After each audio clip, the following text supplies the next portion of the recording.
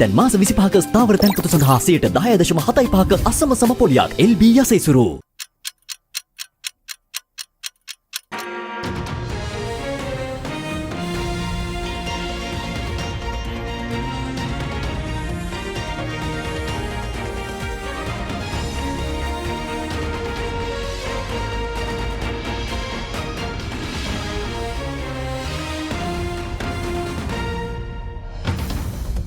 Tonight, on First at 9 this Saturday the 7th of February 2026. Future Reset. Complete overhaul of curricula from grades 2 to 9 within the next 3 years, vows Minister Jayatissa. Guarding tenants. Landlords significantly disadvantaged by protection of occupants bill, says MP Faisal Mustafa. Legal experts claim the bill is essential to safeguard residents. Cherishing the young. Over 9,000 children across Sri Lanka living under vulnerable conditions, reveals Minister. Highest number of corporal punishments reported from the Badulla district. Fishing for answers. Fishermen continue protests, demanding an end to tractor winch fishing ban. Deputy Minister vows discussions aimed at a resolution. Kalin baby so rupial anuwakata. Kalin baby podi hamotamai. This is Derana First at 9. Live from Studio 24 in Colombo. Good evening and welcome to First at 9 on the Derana News channel. I'm Aditya Singh joining you live with the latest in Sri Lanka and around the world, brought to you by the only Sri Lankan media network to rise to the pinnacle across all media platforms, recognized as the best by every survey and beloved by the people. On your top story tonight, Minister of Health and Mass Media Dr. Nalinda Jayatissa reveals plans to completely overhaul school curricula from all grades from 2 to 9 within the span of the next 3 years. Noting complaints over purportedly minor mistakes made when printing the new textbooks, the minister says these issues can all be rectified in later publications.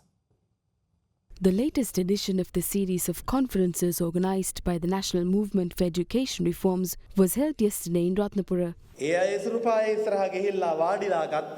They staged a protest in front of the Ministry of Education without engaging with the essence of the education reforms.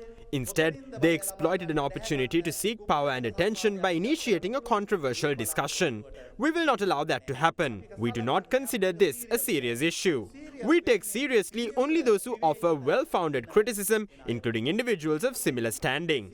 We reserve serious consideration of critiques shared by well-informed intellects. There is a group of people as such. We are prepared to listen to all such criticism and we plan to broaden this discussion to engage with them as well. We must think about where our education system will stand in the next 10 years. That is what truly matters. A minor mistake relating to captions on a textbook is not cause for massive concern. It definitely does not warrant the withdrawal of education reforms. Such errors can easily be corrected in the classroom by teachers on the very first day. The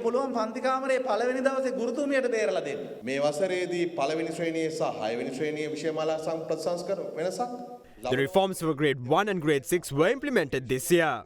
Over the next 3 years, reforms will be introduced for grades 2 and 7, grades 3 and 8, and grades 4 and 9 in that order. Within the next few years, the curricula up to grade 9 will be completely revised. However, a certain group perpetuated skepticism over these efforts launched by the government. This group is politically motivated. They impeded an important set of reforms being implemented for grade 6 students. Entrepreneurship and financial literacy were scheduled to be taught in the first term for grade 6 students. What is so wrong about this module? There appears to be a sinister plot behind these efforts. Former Governor Kirti Tennakon posted this book on Facebook and asserted that the colours on the cover suggest an attempt to influence children's sexual orientation. Similarly, Uday Gammanpilla told media that a rainbow in the grade 1 textbook resembled the LGBTQ flag and that it could influence young children. These are the concerns being raised while we attempt to reform education. These individuals seek to resist broader social transformation. They are parasites leeching off of every minor mistake. Since they were not successful in their attempt to bother grade 6 students, they are now attempting to do the same with the grade 1 material. They now point to extremely insignificant issues with the Sinhala alphabet printed on textbooks. Minor mistakes are inevitable and can be corrected in future publications. Taking all this into account, it is clear that their criticism lacks a coherent vision. Their objective appears to be to create discomfort for the government.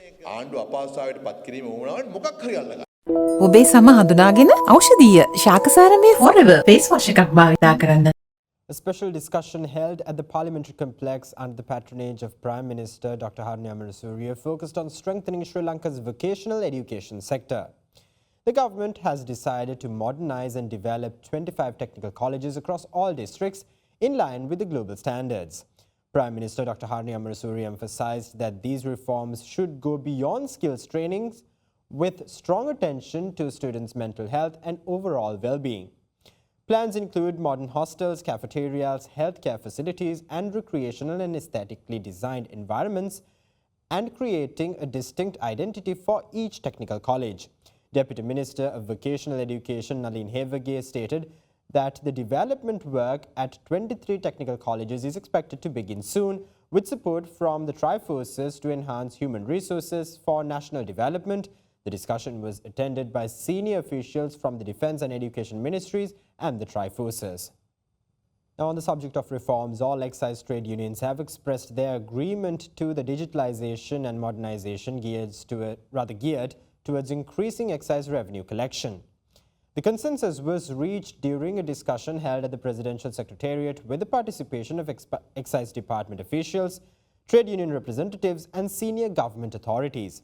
The discussion focused on improving efficiency within the Excise Department through digital reforms, new modernization initiatives, human resource development, and enhancing the welfare of officers, with senior officials of the department also in attendance. Now, the Satyagraha initiated by a group of fishermen in front of the Presidential Secretariat demanding the removal of the ban on tractor winch fishing continued for the third consecutive day today. In the meantime, Deputy Minister of Fisheries, Aquatic and Ocean Resources, Ratna Gamage, vowed to hold discussions geared towards a resolution. A satyagraha was launched this week by several fishermen in front of the Presidential Secretariat, demanding the revocation of the ban on seine net fishing using tractor-mounted winches. The fishermen subsequently held discussions with the Secretary and the Director General of the Ministry of Fisheries. However, these talks also failed to produce a positive outcome. Meanwhile, SJB parliamentarian Dr. Kavinda Jayawardena met with the protesters today. During the meeting, protesters brought to the SJB MP's attention remarks made by the Director General of Fisheries at a recent press briefing, where he raised concerns surrounding the damage caused to coral reefs by tractor-mounted winch fishing. The protesters went on to say that they are not allowed to lay nets on sites that contain coral reefs. Protesters also requested access to technology gathered by the ministry to mitigate damage caused to the marine environment. Later, the parliamentarian spoke to opposition leader Sajith Premadasa over the phone in the presence of the protesters. Following this conversation, the opposition leader arrived at the protest site.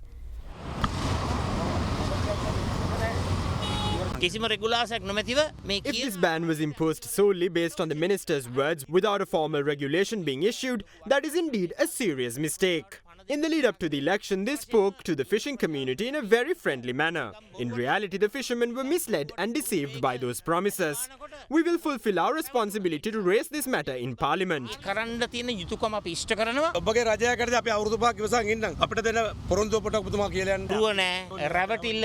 There will be no deception or lies. I am very familiar with this subject and I will make a clear commitment. I will work to transform the fishing industry into a modern sector that incorporates new technology. I will ensure the safety of fishermen and I will also ensure that zero harm is inflicted on the environment. In a separate development, Deputy Minister of Fisheries, Aquatic and Ocean Resources Ratna Gamage commented on the ongoing fishermen's protests.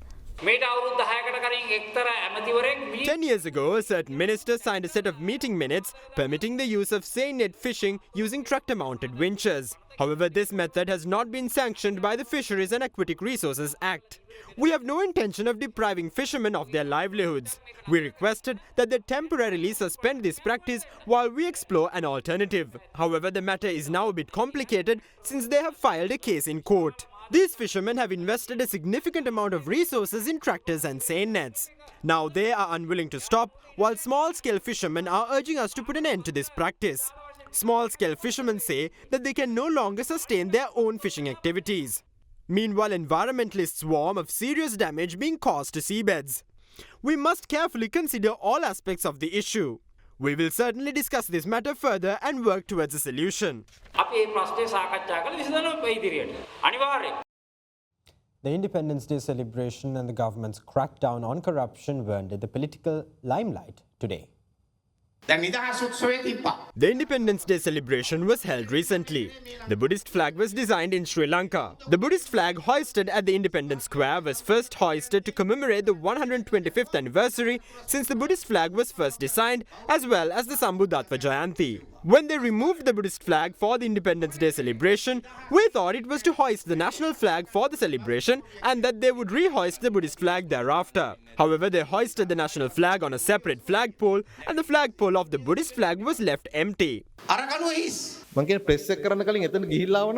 If they had visited the site before convening press conferences, they would have seen that the Buddhist flag had been hoisted. While we are attempting to implement progressive reforms with the aim of transforming the country, they are attempting to disrupt our efforts with malicious intentions in order to achieve certain political and personal objectives. One of the reasons why such objections are getting louder day by day is that the investigations into corruption are progressing. We will initiate legal action against them after setting up courts in the same residences they once used to engage in corruption. The government will create the background for it. They are panicking now as they see the process commencing.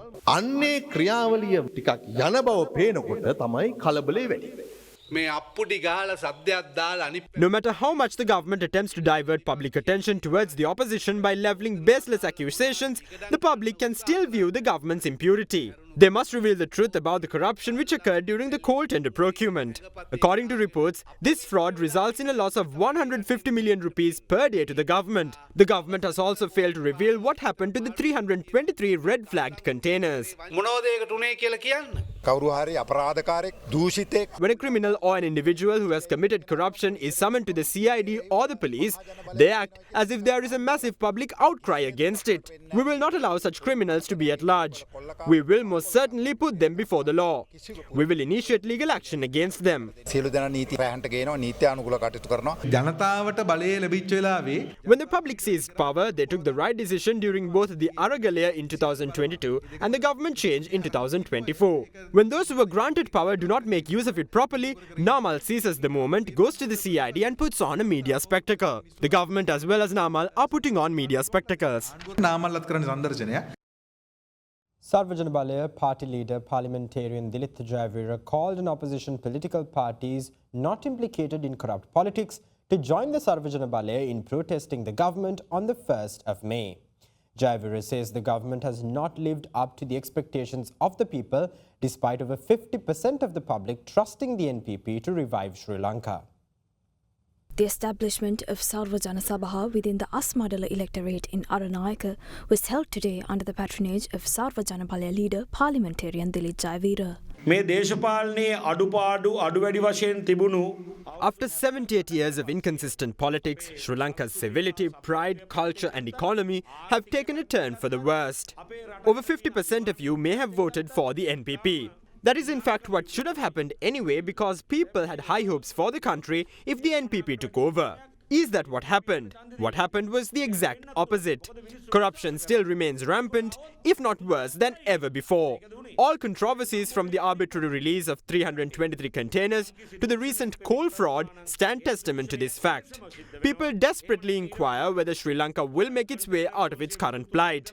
Do we see that path being paved? No. That is why we urge you to trust this movement once more. Our politics is not one that will prompt disappointment. We will never betray you. No individual or family can claim a right over this party. This is the party of the people. The people have a right and a responsibility to protect this party.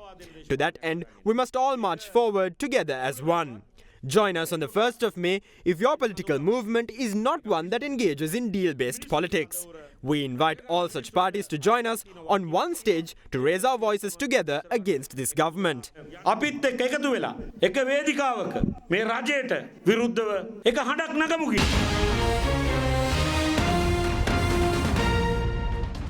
Welcome back. Now, Minister of Women and Child Affairs Sarojah Savitri Paul Raj claims that 9,191 children live in vulnerable conditions across Sri Lanka.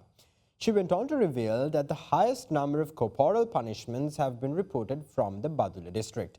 The minister made these remarks while speaking at an event in Badulla.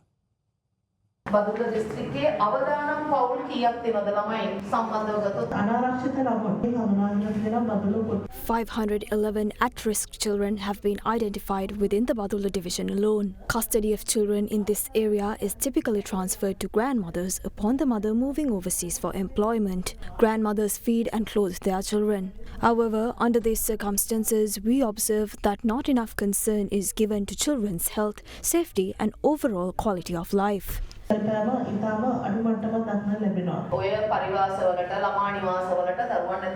We must stop directing children to juvenile centers and children's homes. Such moves neither lead to progress nor do they result in effective rehabilitation of children. How many children in this area lost their parents to Cyclone Ditwa?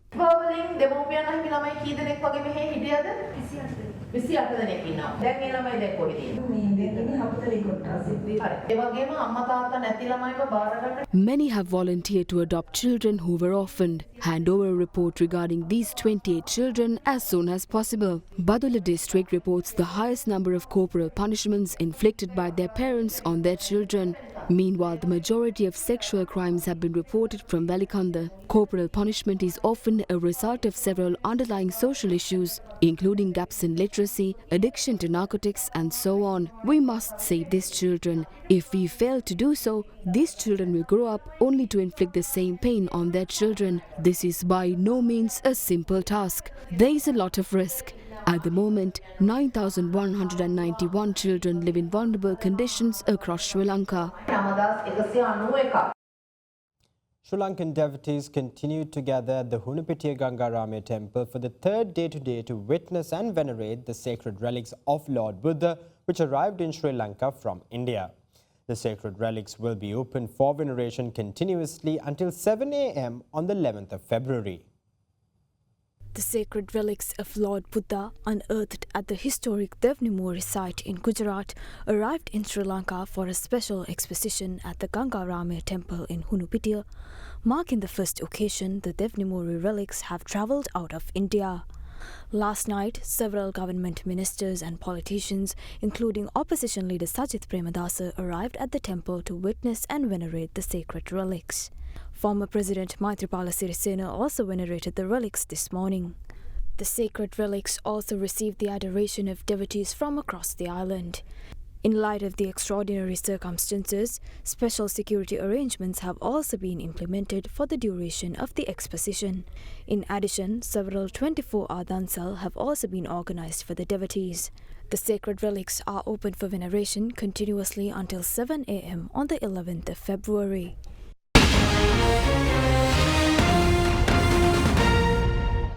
Welcome back. Now, several parties expressed concern over the recently tabled Protection of Occupants Bill, citing alleged prejudice against landlords. However, legal experts assert that the bill does not negatively affect landlords in any way, highlighting that it merely prevents landlords from resorting to illegal eviction measures.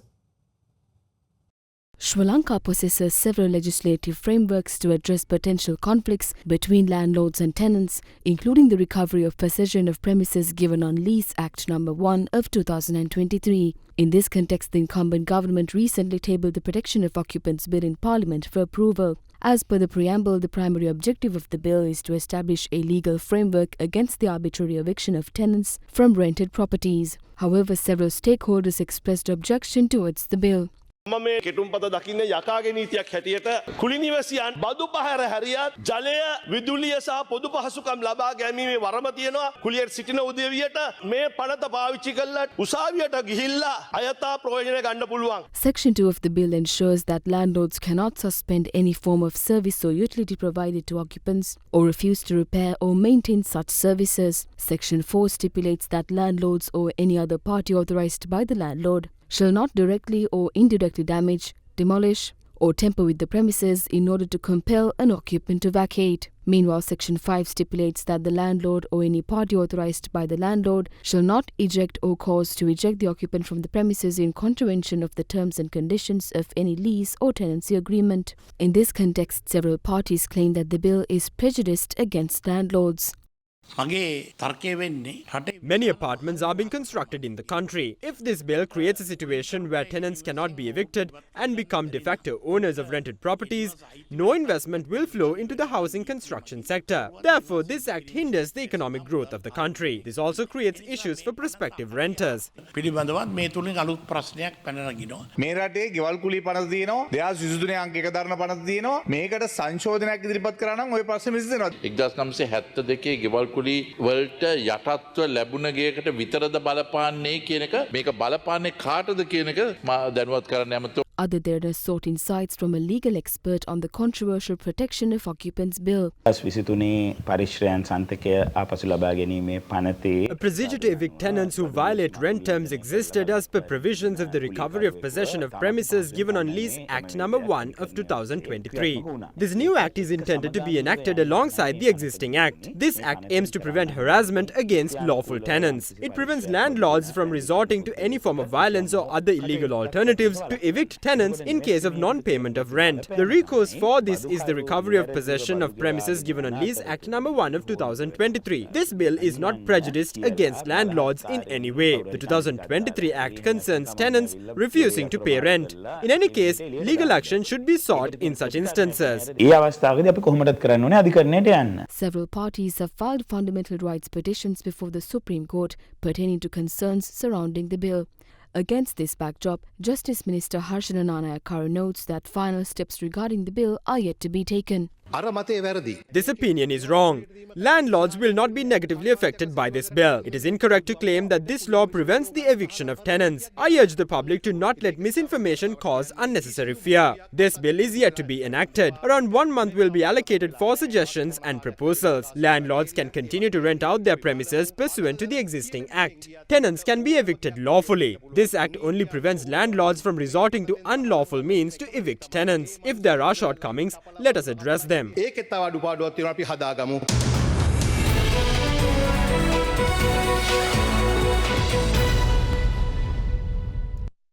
To the latest figures released by the Central Bank of Sri Lanka received $750 million in workers' remittances in January 2026.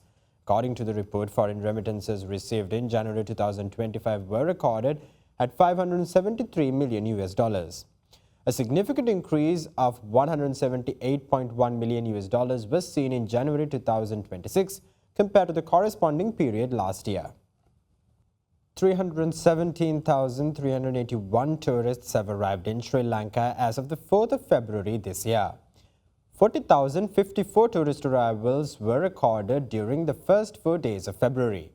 According to data from the Sri Lanka Tourism Development Authority, the highest number of tourist arrivals for the month of February so far was recorded on the 2nd, with 11,817 tourists visiting the country.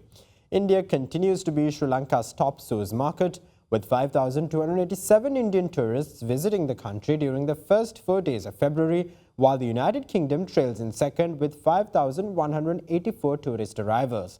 A significant number of tourist arrivals were also recorded from the Russian Federation, Germany, Poland and China.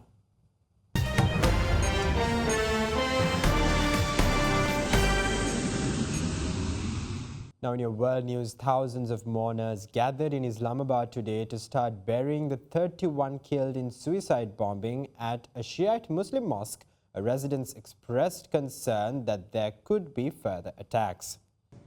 A man opened fire at the Khadija Tul Kubra compound on the outskirts of Pakistan's capital, then detonated a bomb that killed 31 as well as himself and injured more than 170 people.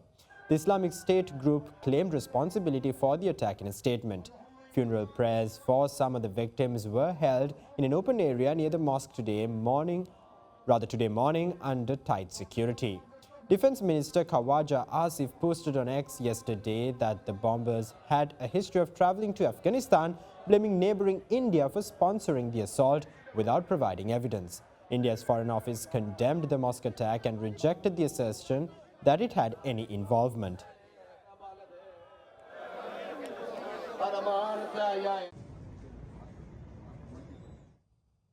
Now, the United States will make an initial payment towards billions of dollars it owes to the United Nations.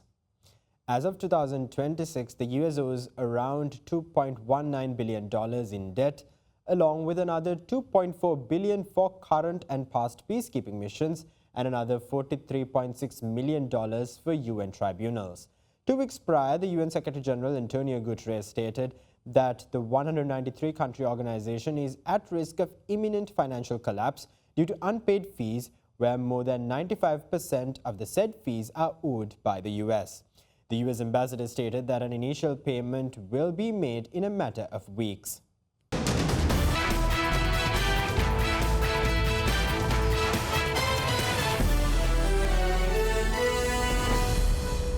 On your sports news, this year's T20 World Cup will be held across 3 stadiums in Sri Lanka and 5 stadiums in India, with a total of 55 matches scheduled for the tournament. The official opening ceremony of the tournament was held today at the Vocational Stadium in Mumbai, India. The first match of the World Cup took place at the SSC Stadium in Sri Lanka, featuring Pakistan and the Netherlands.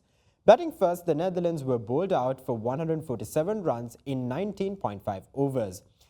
In reply, Pakistan reached 148 runs after losing 7 wickets, securing victory in a closely contested encounter.